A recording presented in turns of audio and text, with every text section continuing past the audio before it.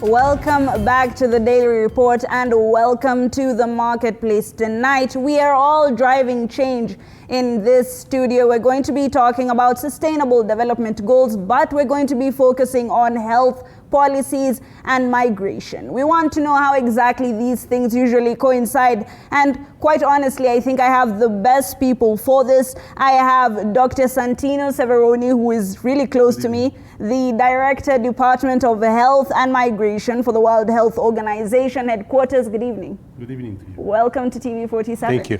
I also have with me Dr. Maslin Kamande, who is the Deputy Vice Chancellor, Mount Kenya University. Good evening. Good evening. The only lady in my panel, so I will be favoring you a lot. And of course, I have Professor John Struthers, who is the Chancellor of Mount Kenya University, and the Director, Karid, from the University of the West, Scotland. Welcome. Good evening to you. Good evening. I'll start with you, Daktari.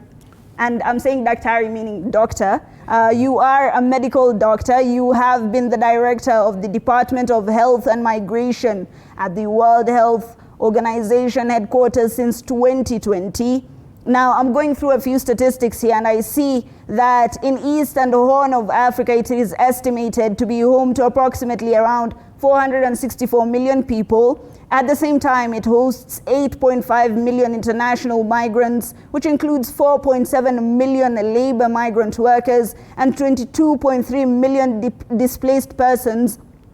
When it comes to policy making, of course, you are aware that things are different in different regions. For this particular region, and when it comes to these migrants, what are some of the gaps that we're seeing?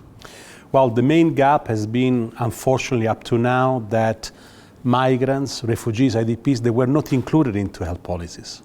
And this is a big issue because basically health sectors of the countries hosting this population, they were acting only in case of emergency. Mm-hmm. And this is not good because the exclusion from access to preventive and curative services is paramount for the health of these people, right, but also of the community hosting them. Which is very important to have. And speaking of communities, Dr. Maslin, of course, as the Deputy Vice Chancellor of the Mount Kenya University, you have been interacting with a lot of youth. They say that generations are different when it comes to cohesion. What would you say about this Gen Zs? Are they cohesive? Are we seeing a community that is coming together?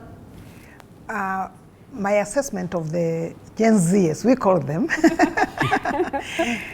is that they are very much aware. Mm-hmm. It's a generation that is aware of what needs to be. They may not have the power to change, mm-hmm, but they are able to articulate their needs. And that has put institutions, including academic institutions and government institutions, on the spot to be able to better predict their needs and to be able to actually hear them. So in terms of them being, again, if I can talk about the inclusiveness that Dr. has talked about, right, and then we must include them in policy if we really have to address their needs. Right, and we're stepping towards the correct direction. No, definitely we are. Yeah. Right. Yeah. I also have Professor John Struthers, of course, the Chancellor of the Mount Kenya University. Maybe if you could just tell me, you do come from a different region than us. Would you say that you are seeing, cohesiveness here, and how does it compare to your home?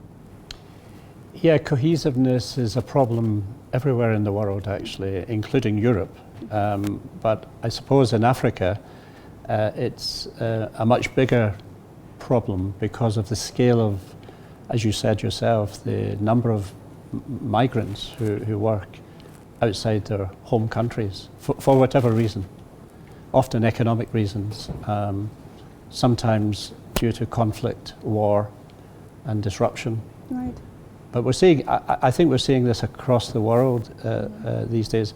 One of the big discussions in the UK is, although we don't receive hundreds of thousands of migrants, right, it's one of the top political discussion topics in the UK at the moment, right, as we come up to the general election on the 4th of July, just next week. Mm-hmm. And it's often a very divisive, mm-hmm, discussion based on not facts, but rumours and prejudices to some extent in the UK.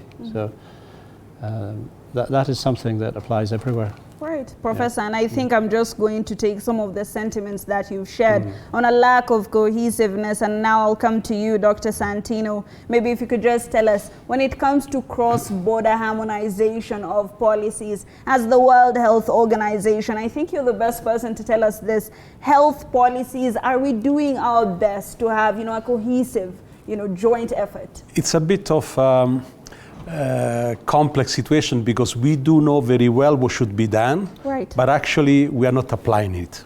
So we know very well that the issue of migration as a whole, managing the migration phenomenon, managing displacement, is something which is supposed to be done in collaboration among countries.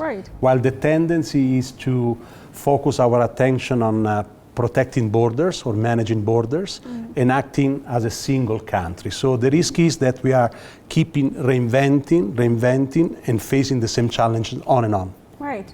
And when it comes to reinventing, Dr. Marceline, of course, there have been some questions on, some of the courses that are offered in Kenya. They do say, or a lot of people do say, that these courses should be adjusted at changing times. As the, Deputy Vice Chancellor of the Mount Kenya, University, maybe you could just tell us, are we taking this into consideration? Are we at par with the world?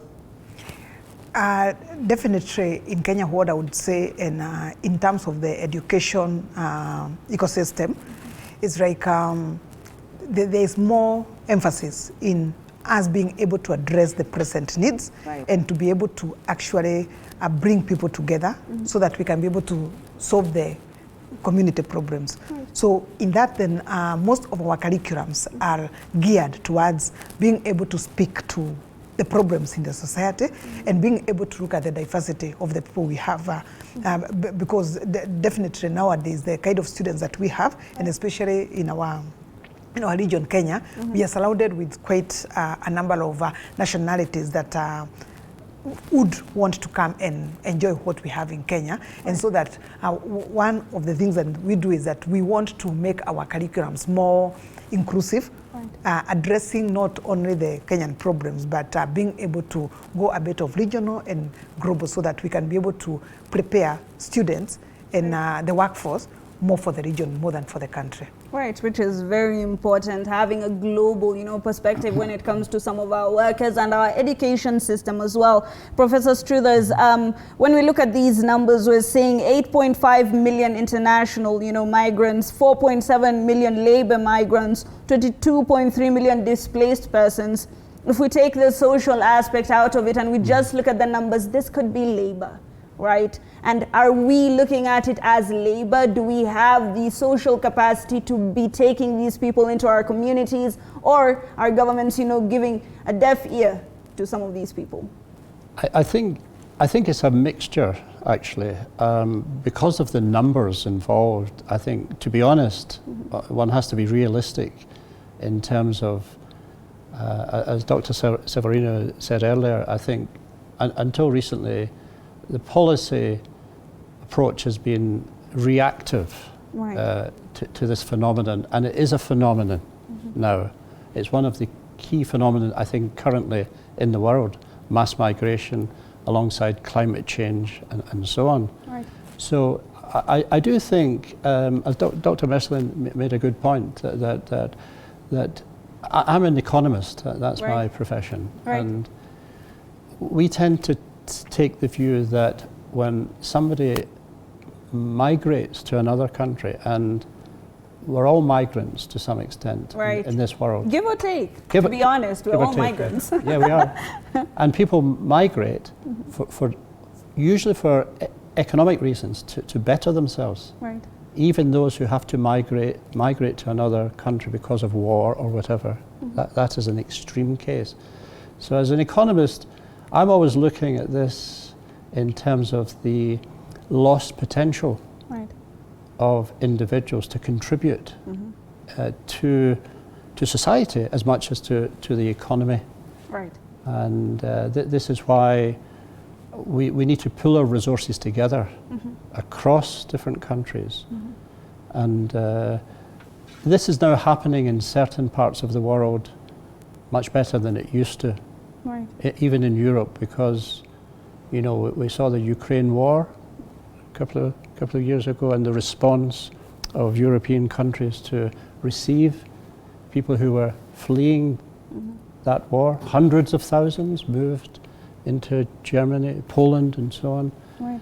So I think it's to do with a mindset, really, on the part of governments, not to demonize migrants Right. at all. Right, and that brings us to this, you know, could be contentious a little bit, but the questions need to be asked. When it comes to migrants, do you believe that maybe the world classifies migrants as positive migrants who could bring change depending on where they come from, and migrants who they do not want? Well, the topic remaining highly politically sensitive Right. and polarizing. Right. Something happened. I don't know, I cannot explain properly or in details, but something happened during the global financial crisis of 2008, Right. where migration was discovered as an excellent argument for political campaign. Right. So the narrative became suddenly toxic and putting the migration phenomenon at the center of all problems we are facing, which is not the truth. Right. Also, from the public health point of view, the situation is much more articulated. Right. And actually, what we see when migrants are moving, people which decide to move for their own personal or family development, Right. they're in good conditions. But it's the process they are exposed to, and sometimes the migration process is extremely long and perilous. This is the main cause of possible health issues. Right. But also at the arrival, when people, especially those not really well off, are migrating, they tend to settle down at the arrival countries in the lower paid job or more dangerous job, or living in condition of a kind of poverty or even social exclusion. Right. Those are tremendous trigger for poor health outcomes of this population. So again, all the phenomenon have been suffering a kind of accusation to be responsible of the impact of malfunctioning systems at the country of arrival, but this is not the truth. Right. And particular attention in these days politically is given to irregular migrants. Right. And I like to stress the fact that this is just a very small portion in comparison of those migrating and contributing to the society, working in a rival society, paying taxes, contributing intellectually, professionally. So the focus on irregularity is actually we are going to penalize and attack somehow politically those more in need, which are supposed to be assisted because they are probably the last of the society in that moment. So it's really a very painful process what we are observing. And from the public health point of view, we are very concerned because main issues remain scarce, insufficient access to health services. Right, which is very important to highlight. Brilliant, thank you so much. Dr. Maslin, now we come into the Kenyan context, right? We do see that a lot of migrants usually settle on the lower cadres, the lower classes. They take, you know, the less wanted jobs. When it comes to Kenyans, do you believe that maybe we do settle into those particular jobs? Are we doing our best to go out there and get the best jobs that we can?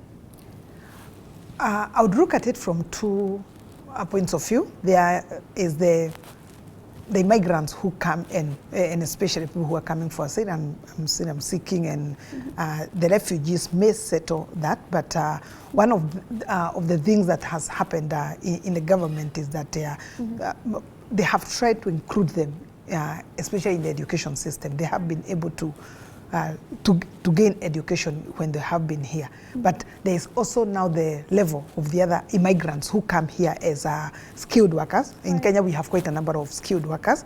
And I think the environment in Kenya has been very good in being able to receive immigrant workers and being able to settle in good jobs. I think we are home of quite a number of international organizations, which has absorbed quite a number of international workers. But also looking at it now on the other side of us migrating out, I think Kenya has also been quite proactive in trying to create opportunities for people to be able to move out in more decent jobs. And maybe if I can mention a bit of the Middle East crisis, which has been there for quite some time. Right. I think the government has made efforts to be able to actually ease that by having these people put in the or rather in a more formal kind of immigration connection, and that has helped a bit. But having said that, I think it has not eliminated the people who move out and they still settle for lower paying jobs there. All right, Dr. Marcelin, do you believe that maybe our education system could be either holding back or propelling these people? Education, yes and no, but maybe it is more of our labor market. I would look at it, our labor market is still a bit concentrated. I think we don't have as many, we have more people who are educated without enough opportunities, and I think that has propelled people to move out. And I think there has also been quite a campaign of like we are training for the global market. So people have stopped looking at I'm going to school, I'm going to college, I'm getting these skills to work just in Kenya. So we have quite a number of the population of Kenya, which is even in the region, is quite large. So that has positioned us better, and that's why I say that education, yes or no, because basically we've been competitive in the region. So we have been more advantaged to be able to get jobs elsewhere, and also our companies have been able to move out. So I think it's an advantage in one way, but and because it's a changing environment in terms of, and especially now I think we are focusing more on the skills acquisition in our new approach to education, it is going to do more to be able to give people more skill that can be able to work within and also in the region. Right. We are trying, to be honest, as a lower middle income, state, we do have a lot of skilled, laborers that we usually do export. And Professor John, you've told me that you're an economist. I'm about to use that against you right now. When it comes to, racial profiling, especially when it comes to, the labor markets, do you believe that it plays a role? We do know that it plays a role, but how dire is the consequences? And do you believe that maybe when migrants move to other countries who could be, classified as racially, and I don't mean this, racially inferior, do you believe that they have a harder time getting to the top cadres? Yes is the answer to that question. It's just it's the reality of it, because as Dr. Severino says, especially amongst what you refer to as the irregular migrants, because aside to the irregular migrants, there are regular migrants who are usually highly skilled and needed in the host country to which they migrate to. But the public's attention and the public prejudice, if you like, is often not shown at that group. For example, in the UK, we are really short of a lot of health professionals now, especially since we left the EU, just to give a European perspective on this. And we're crying out to some of our European countries to send some of the workers that left back again to Europe. But also in African countries, there's now a very strong appeal to countries like Ghana and Kenya, of course, as well, I think, for nurses to go and work in British hospitals. I'm not sure if this is the right answer to your question. Well, I did give you a doubt. The answer was yes. And there's no wrong answer. There is prejudice. There's no doubt about it. But what I would say is that the way in which, let's call it the host population, the receiving population, received migrants, is often coloured, or let me say jaundiced, by the media, who paint a negative, constantly negative narrative of migrants and their families. The evidence, there's a lot of economic analysis on this topic. The entrepreneurialism amongst migrants is, we measure these things with certain barometers. We like to measure everything, economists. We measure these things by various indicators. The propensity to become a self-made businessman or woman, and it's much higher in the migrant population Right. We use the word migrant population rather than the immigrant population. Right. That Very is- nuanced. That is the answer. That is the answer partly Right. to your question. So I think it ties in with what Dr. Meslin said in terms of the labour market and the skills that every country needs Right. and will need at certain times in their history. Often we take a very short-term view of these situations. And you know, one good thing about having an economic perspective rather than a political perspective is that we economists like to look at the long-term impacts. There might be some short-term pain, but there is long-term gain Right. in this process. Right, not just people, but numbers. That's very important to, note. Dr. Santino, I just want to get your sentiments on this a little bit. When it comes to cohesion, now that we're even talking about it and it's on the table already, and social, development goals, we see that from 1 to around 13, no poverty, zero hunger, good health and well-being, quality education, gender equality. When migrants move and health policies are to be made for these migrants, do you believe then that these SDG goals, all of them are compromised? How can we solve this? Well, from the health point of view, but not only the health goal of the SDG, undoubtedly suffer during COVID. Right. COVID situation was somehow withholding the progress towards development plans, and this has been proven in a number of situations. But it's also true that post-COVID is showing an acceleration in many cases. I believe the SDG are very important because for the first time the topic of migration is very much present into the SDG. Right. And this was not the case with the Millennium Development Goals. So Right. the previous set of goals was actually not looking into migration issues. When we go to the health sector, we still suffer the fact that there is no specific reference to health of migrants or health of mobile population. Right. The target we are looking at are more inclusiveness of the health system with universal coverage, primary health care. So target which we need to adapt or we need to link to bring in the element of migration into the existing SDG 3 target which are under implementation of member states. Right. Overall indicators, they're telling us that we reach certainly a point of not return in terms of looking at the migration phenomenon. Right. The health sectors, which they were almost not involved into this discussion at the government level, they understand how important it is to have one health system able to serve the health needs of all population present in the country, Right. regardless your migratory status, your nationality, or the color of your skin, or where you come from. Right. And Dr. Meslin, now I'll ask you, when it comes to, health policies, we do have the universal health coverage, which is quite new. And if we talked about, having a cohesive health coverage, policy, especially in the East African community, we would have a lot of problems. But when it comes to SDGs, these are things that we could be, cohesive upon. Do you believe that maybe countries should be coming together on, the major things before they fine-tune the policies? I do agree. It is very important for us to work as a region, and there's a lot of efforts that are going into working together as a region through the East African community. Right. If you look at the previous meetings for the councils of ministers and what they have been driving in terms of the SDGs, actually the SDGs have become very central in terms of pushing the policies for the SDGs. Right. And needless to say that some of the institutions actually are in the middle of what is happening. Right.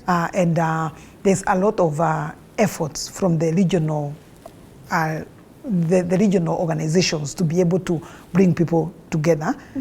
For example, I can talk about that, like Mount Kenya, we are privileged to be one of the academic chairs of the SDGs. Right.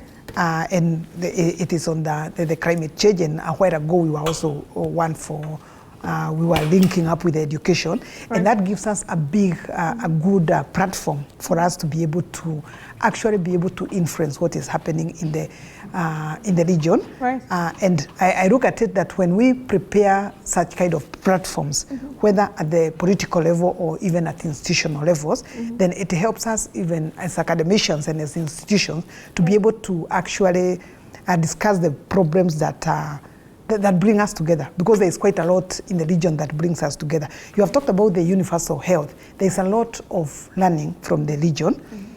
We have a branch in Rwanda, and I have been there for a while, and I know the way their your universal health works. And it really resonates with what we are doing in Kenya, whereby you are able to actually take care of the very low and talk about inclusion, where people who cannot be able to pay for their medical covers, the government is coming in to be able to subsidize for them. And if you look at what is happening in the region, that has become quite common. I think one of the countries that is doing quite a lot is Rwanda, and there is also a bit of it in the other East African region. So I must say that what the East African community is doing is try to bring these policies together so that we are able to actually speak from the same